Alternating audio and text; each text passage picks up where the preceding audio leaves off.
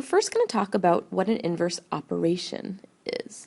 And we know that inverse operations undo each other.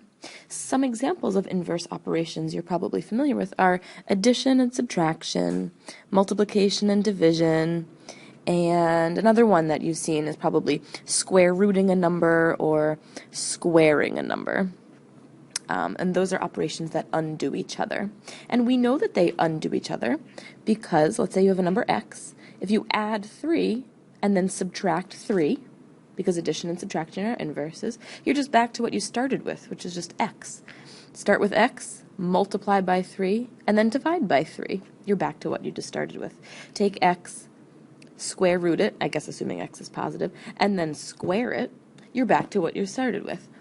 So we know that those are operations that undo each other. And you've used this property to solve equations before.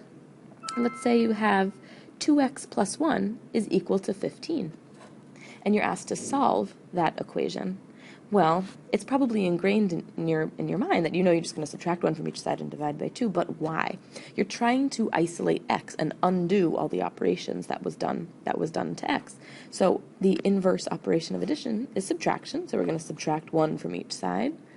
2x is equal to 14, and now we're going to perform the inverse operation to multiplication, which is division. Divide both sides by 2. And we get x equals 7, but it's important to understand where that work comes from. It's because of inverse operations undoing each other.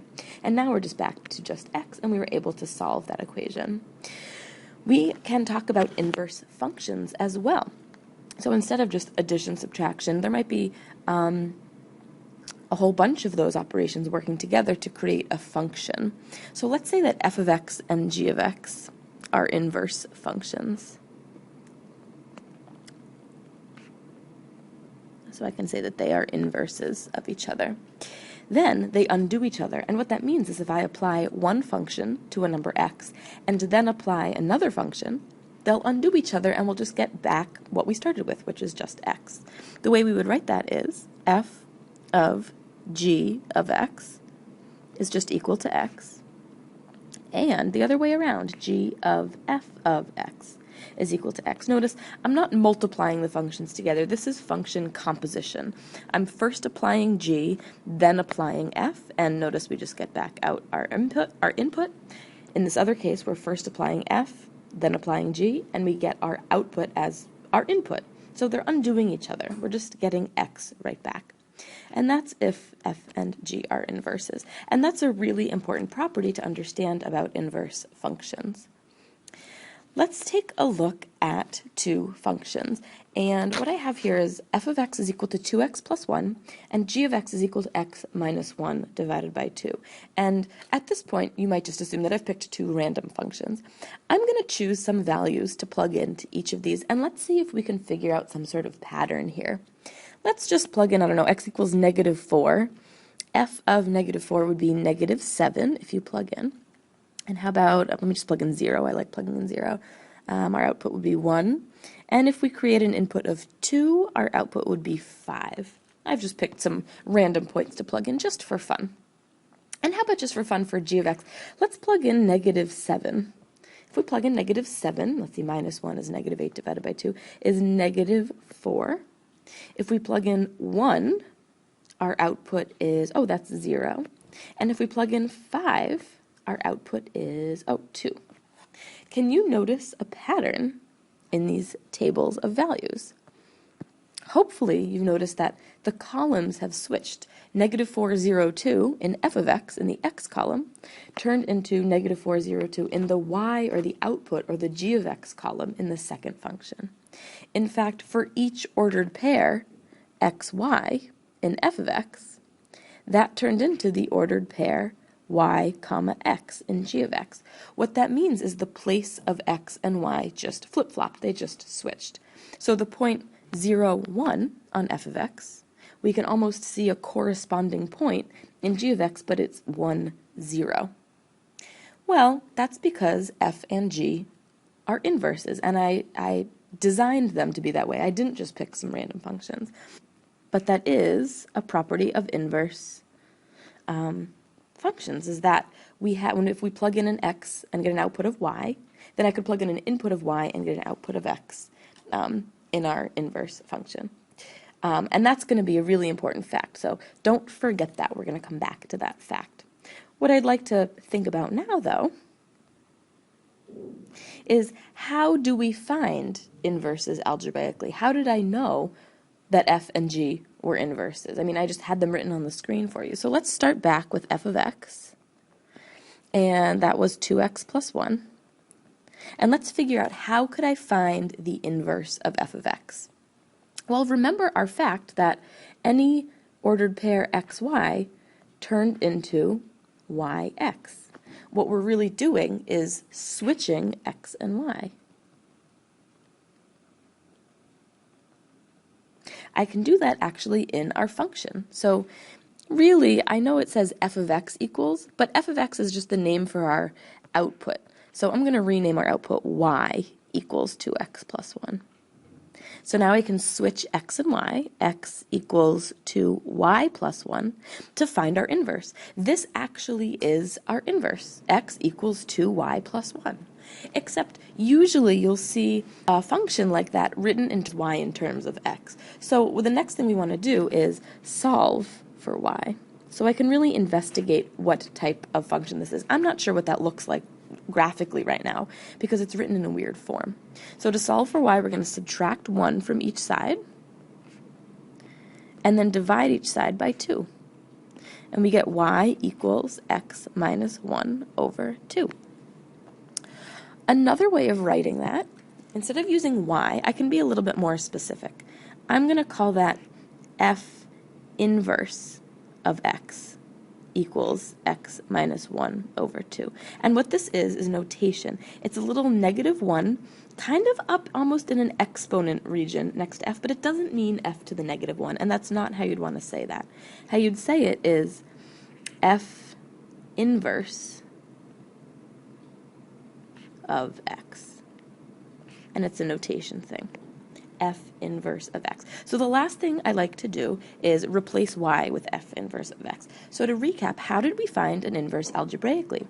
First we switched x and y, then we solved for y, and then I renamed it f inverse. I didn't leave it as y because I could be more specific. I can actually tell you that this is the inverse of our starting function. Let's say instead of starting with an equation, I'm starting with a graph. How could I graph an inverse? Well, again, we're going to use that really important fact that any point xy on a function will turn into the point yx on the function's inverse. So let me identify some coordinates on our function. Let me identify some ordered pairs xy. I see the point right here. I see 2, 4. I see the point -1, 1.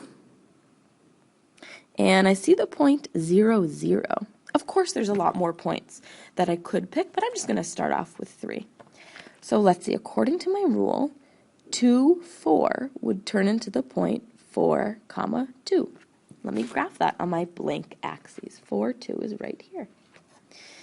The point -1, 1 would turn into the point 1, -1, right here. And the point 0, 0, well, if I switch the positions of x and y, it's actually the same, 0, 0. And you might even be able to do these in your head. 1, 1 becomes 1, 1. -2, 4 becomes 4, -2. And notice what we get. Does it look the same? Yeah. Does it look exactly the same? No. What we have is a almost reflection of our original over a diagonal. So let me actually sketch in on the same set of axes, our original function. I'm going to try to use a different color so it's clear. Here's our original function. Can you see how those two pictures are related?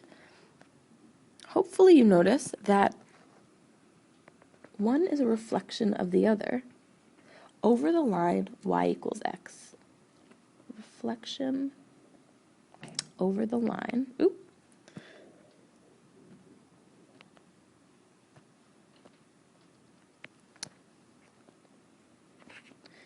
The line y equals x. So it does look the same shape, but it's not in the same position. It's been kind of folded over that diagonal. Another very, very important thing to notice about our inverse graph or our inverse relation is that it is not a function. Recall that the function, the inverse that I'm talking about is the red graph, and it is not a function. It fails the vertical line test. So that's why I try to avoid saying inverse functions, inverse functions, inverse functions. I know I've been saying it earlier because the ones that we've already talked about in this video have been functions, but now we're seeing an example where I take a function's inverse and it's suddenly not a function. So we want to get used to saying inverse relations when this happens, because a relation is just a set of points, and that's what this is. It doesn't have to be a function. So this is an inverse relation in this case. Our original was a function, and our inverse was not, and that could happen. Let's investigate some other important aspects of these two pictures. I think in order to not be confused, and now I'm going to erase the green one, because I'm only talking about the red one from this point on.